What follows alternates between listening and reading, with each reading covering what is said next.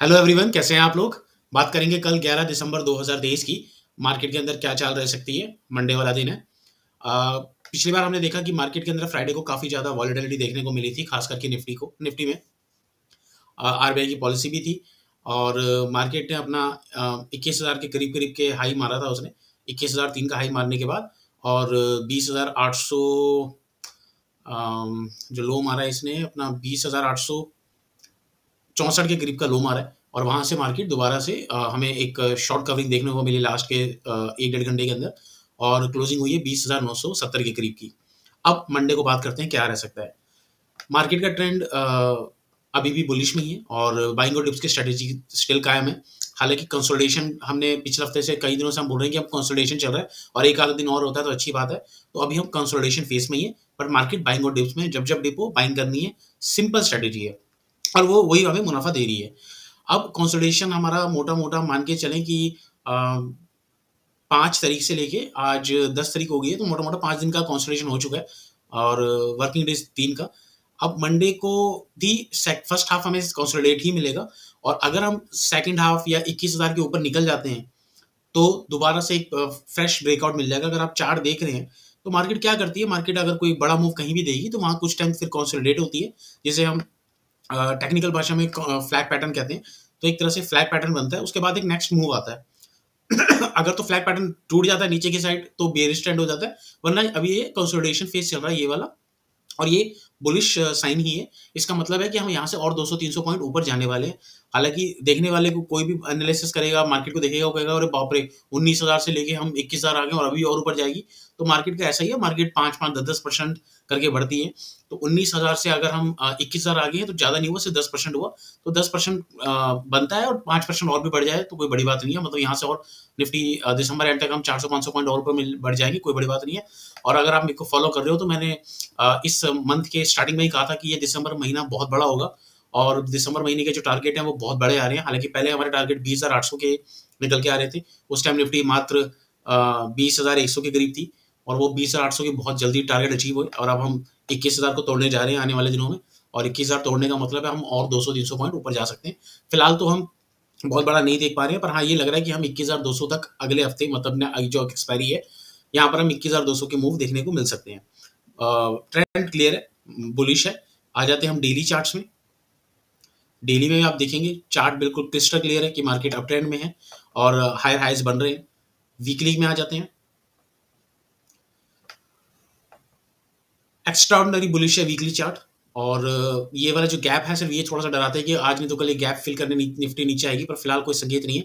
हालांकि ये जो अगला ये हफ्ता आ रहा है कल से, ये थोड़ा वॉलेटाइल रहेगा और इसमें ऊपर नीचे के लेवल दोनों हमें देखने को मिल सकते हैं। हो सकता है कि ऊपर जाके हम 20,150 से 100 से लेके झटके से फिर से 20,000 के करीब आ जाए, या सॉरी 21,050, मतलब 21,000 तोड़कर फिर एक बार ट्रैप हो और वहां से फिर ये दोबारा से 20,950 के करीब करीब आ जाए। तो ये थोड़ा बहुत ऊपर नीचे ज्यादा रह सकता है एक आध दिन में। तो मार्केट में पोजीशन साइजिंग का आपको बहुत ध्यान रखना है। मैं भी अपना ख्याल रखूंगा कि पोजीशन साइज ज्यादा ना करो। मार्केट में ट्रेंड अप है, इसमें कोई शक नहीं है। बाइंग में डिप्स में बाइंग करनी है, बट थोड़ा सा कॉशियस रहना पड़ेगा, थोड़ा सा सतर्क रहना पड़ेगा। मार्केट थोड़ी वॉलेटिलिटी दिखा सकती है क्योंकि buying side no doubt stretch थोड़ी सी हो चुकी है।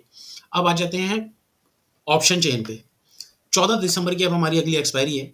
हाईएस्ट ओपन इंटरेस्ट हमारा जो निकल के आ रहा है वो खड़ा हुआ है 21,000 पर और उसके ऊपर निकल के आ रहा है 21,100 पे। तो 21,000 जब तक नहीं टूटता शॉर्ट कवरिंग नहीं मिलेगी। कल हो सकता है 21,010-20, 21,040 तक का मार्केट आ जाए और वहां से फिर नीचे हम आ जाए। तो 21,000 टूटने में अभी एक आध दिन और लग सकता है। अगर कल 21,050 के ऊपर निकल जाती है तो आप समझ लीजिए कि मार्केट ने 21,000 का सही से तोड़ दिया है लेवल और ऊपर चली जाएगी। 21,010-20 तक ये मत सोचेगा कि 21,000 के ऊपर हम आ गए हैं और आप बाइंग करके बैठ जाएं, क्योंकि वहां से हो सकता है फिर हम नीचे आ जाए। तो अभी थोड़ा सा टाइम लगेगा। जब तक ये 21,000 पे आप देख रहे हैं 66 लाख कॉन्ट्रैक्ट्स ओआई में खड़े हुए हैं, ये जब तक नहीं निकलेंगे तब तक मार्केट ऊपर नहीं जाएगी। 21,000 की पुट राइटिंग 40 लाख है और उन 20,900 पे 57 लाख है।